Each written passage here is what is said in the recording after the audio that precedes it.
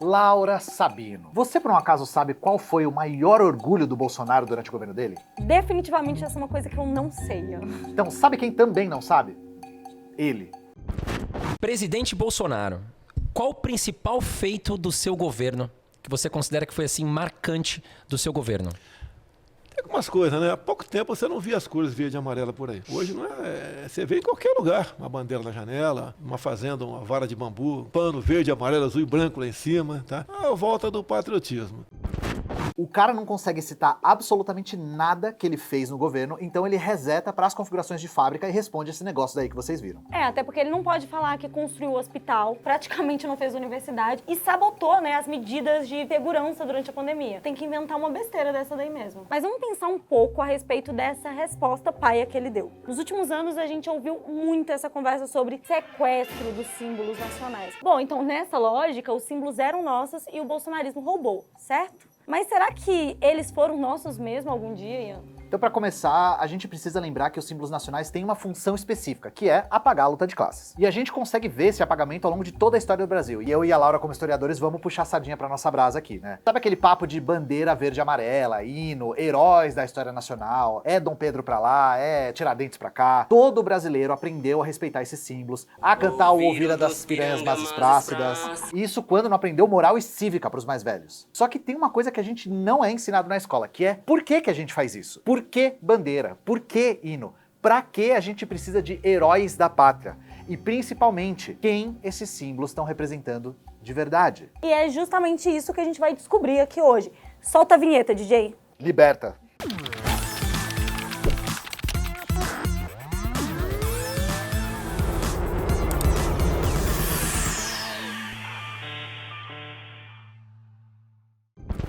Essa ideia de que os símbolos nacionais são sagrados e representam uma alma brasileira que habita em cada cidadão é bem estranha quando a gente para pra pensar, né, Ian? Na verdade, a gente toma isso como natural, tipo a água ser molhada ou o fogo ser quente, ou o Bolsonaro ser um corvo. A gente esquece que tudo tem história, inclusive esses símbolos, né? E como todo símbolo criado por uma classe social, existe ideologia e projeto por trás. Pois é, e a gente aqui que é web comunista e, portanto, marxista, pra nós a luta de classes é o elemento central que movimenta a política na sociedade. Toda lei, toda determinação, todo registro e toda guerra representa interesses de classe e a história não tá acima desses interesses. E isso não quer dizer que não dá pra confiar em nada na história ou que não existam outras interpretações possíveis e espontâneas. Os fatos em si acontecem, né? Mas como esses fatos são interpretados, tem muito a ver com o grupo que essa interpretação beneficia. Levar essas interpretações em conta é parte também da própria leitura materialista da história. O que a gente vai fazer aqui não é só contar a história dos símbolos, mas interpretar as razões deles existirem. E não tem jeito mais fácil de explicar isso do que usando exemplos. Primeiro, a gente vai pro maior símbolo nacional.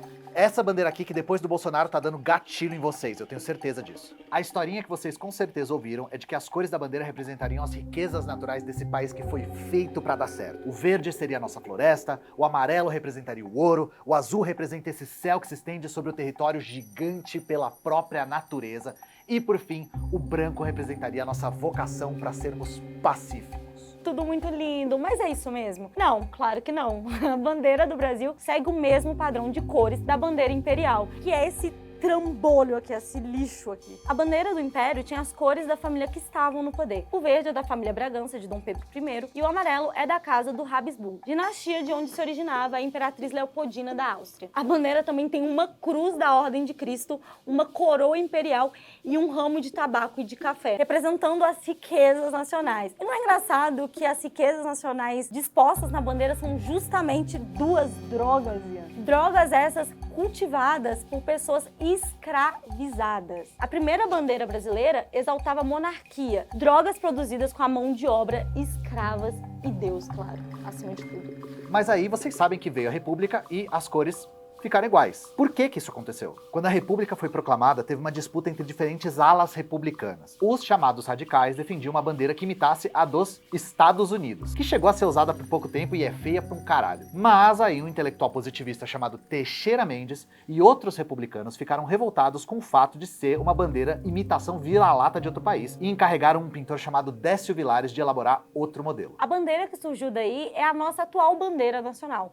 Nela a gente vê o verde e o amarelo das casas imperiais, a cruz foi de Vasco e as mudas de café e de tabaco foram de Olavo. E no lugar entraram símbolos republicanos, né? Um globo azul com estrelas que representam os estados federados, com uma faixa onde a gente pode ler o lema positivista ordem e progresso. E a própria escolha de manter as cores da bandeira já diz muito a respeito de como a nossa república foi proclamada, tá? A gente não teve particularmente uma revolução que deu origem à nossa república. Ela foi feita conciliando vários interesses que foram preservados, como a própria influência dos latifundiários do café. A bandeira mostra como as coisas mudaram justamente para que permanecessem exatamente como estavam. Percebam, gente, que o nosso maior símbolo nacional é construído sobre a ideia de não ruptura, mas de conciliação com a elite fundiária e com os endinheirados. É óbvio que a gente não tá dizendo que a república e o império são as mesmas coisas, gente. Claro que não. E a gente frisa isso porque a gente sabe que nos últimos anos cresceu um número de gente se dizendo monarquista ou que acredita que o que falta pro Brasil é ter uma família real. Então você que é Zé Cruzadinho aí, a gente não tá do seu lado particularmente, tá? Calma, Enzo. A gente acabou de falar aqui que a bandeira é o maior símbolo nacional. E qual que seria o segundo maior símbolo nacional? Não é o cachorro caramelo, infelizmente. É o nosso hino nacional. E do mesmo jeito que as cores não representam as riquezas naturais, não, gente, nosso hino não é o mais bonito do mundo, tá? Eu sei que você aprendeu isso na escola. É uma revelação aqui. É, uma coisa que vai deixar todo mundo aí chocado e muito decepcionado, né? Esse hino foi composto em 1822 como uma espécie de marcha imperial. E a primeira grande modificação dele foi feita em 1831 para comemorar a renúncia do Dom Pedro I. E essa marcha triunfal era muito usada em paradas militares e coroações, mas eles também usavam um outro hino, o famoso hino da independência.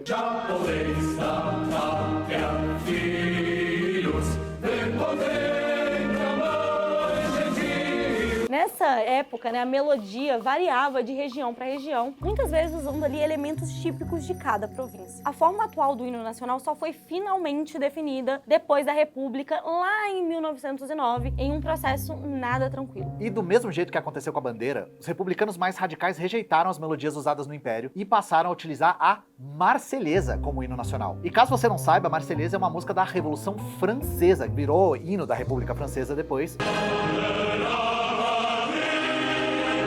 E você achando que vira-latismo era uma coisa recente, tá? Os caras queriam usar uma música francesa até que um concurso fosse feito, e tal concurso foi feito com o objetivo de criar uma canção que rejeitasse os símbolos imperiais e representasse ideais republicanos. Só que a galera achou a música ruim e acabou flopando mais do que Coringa 2. Flopou mais que o Woman's World da Katy Perry, tá? E qual foi a solução que encontraram depois da música ter sido odiada por geral? Criaram uma melhor? Criaram outro The Voice? Não, voltaram a usar a marcha triunfal, mais um símbolo republicano que se transforma em uma representação da conciliação com o passado. Já a letra do hino, que é propositalmente difícil, foi escrita em 1909 e é uma glorificação do que a gente chama de independência do Brasil. E sério, Ian, quem diria que és belo, és forte, impávito, colosso, foi escrito para as pessoas não entenderem?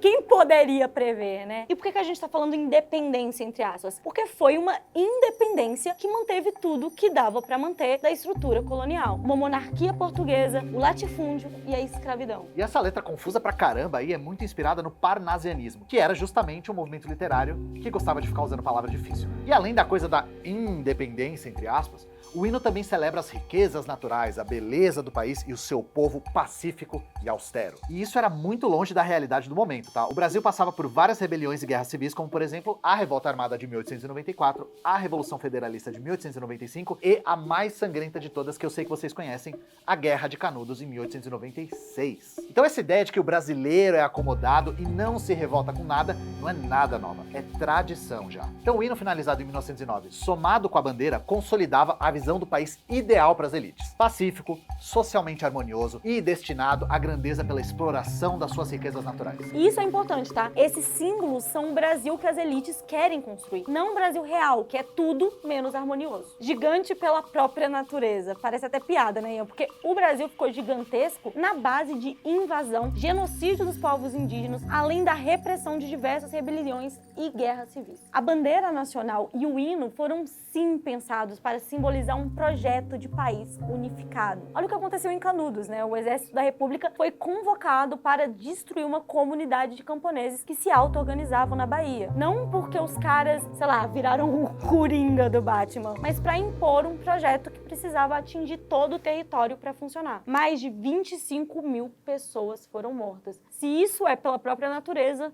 então eu sou um pombo. Mas por acaso isso continua? O hino e a bandeira representam hoje o mesmo que eles representavam no Império ou na República Oligárquica, Laura? Na real, sim. Símbolos nacionais como esse são muito importantes para a classe dominante não só no Brasil, mas em todo o mundo capitalista. Esses símbolos são colocados como estando acima dos interesses de classe, criam uma visão idealizada e homogênea de país. País esse que foi construído com glória em nome de todos os seus cidadãos, hipoteticamente. Então esses símbolos, no final das contas, servem como elemento unificador, que apaga completamente os conflitos de classes. Só que isso é a mais pura ideologia. Isso é a tentativa de convencer a população de que os interesses da classe dominante são os interesses de todo mundo. E quem se opõe a esses interesses que são, entre aspas, de todo mundo, seria antissocial, traidor, não seria brasileiro de verdade. Um exemplo muito didático disso é a própria ditadura civil empresarial militar instaurada no Brasil depois do golpe de 64. A ditadura veio justamente para preservar, sabia, os interesses das elites dominantes no Brasil e do imperialismo global. E os símbolos nacionais foram usados o tempo todo para convencer a população que não existia exploradores e explorados, né?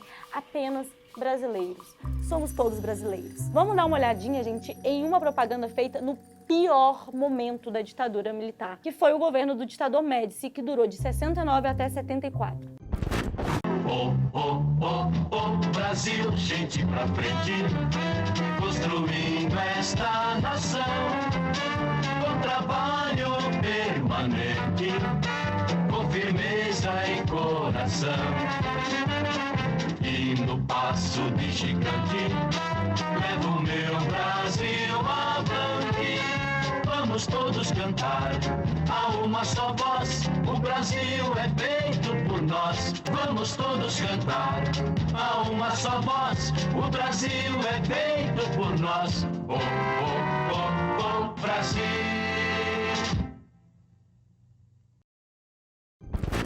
Laura, eu acho que a primeira coisa que dá pra ver é o quão racistas as ilustrações são, né? E outra coisa que dá pra ver também é essa ideia que a gente falou de harmonia. Não existe racismo, gente. Não existe desigualdade racial. Mesmo a gente vendo o racismo escancarado aí nessa própria propaganda. Todo mundo aí é brasileiro, unido e feliz, junto construindo essa grande nação. Só que a letra dessa música é o que comunica diretamente o que essa propaganda tem como principal, que o povo brasileiro é contente e amigo, ou seja, pacífico e acolhedor, sem tendência para violência e revolta, hein? E isso fortalece a ideia de que os revoltosos, né, aqueles que se colocam contra os interesses das elites, que se opõem ao governo, não são brasileiros de verdade e por isso podem ser exilados, torturados e até mortos. É o famoso Brasil ame ou deixo, né, que inclusive era o lema do governo do Médici. O Brasil é isso, o povo é assim e se você não se identifica, que você vai embora ou que você seja morto. Vamos fuzilar a petralhada aqui do Acre!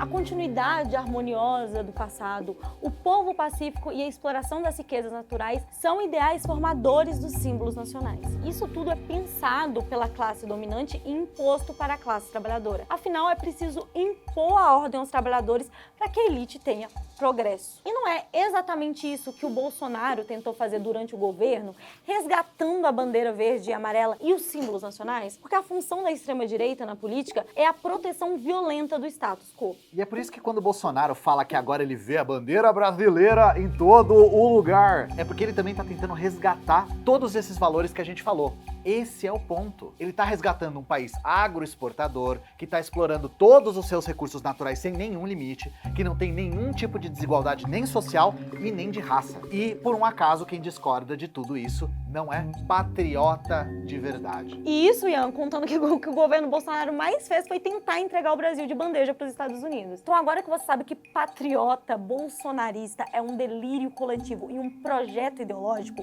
comenta aqui embaixo o que você acha que as cores da bandeira significam. Porque pra nós, o verde é sentar o dedo no like, o amarelo é, sei lá, desespero, e o azul é a cor da plataforma dos cursos do ICL que você vai se inscrever, né? Então, se você quiser conhecer conhecer os cursos e as palestras, acesse e assine. Se você não quiser, faça cocô na gaveta do Xandão. É essa. Até a próxima, galera.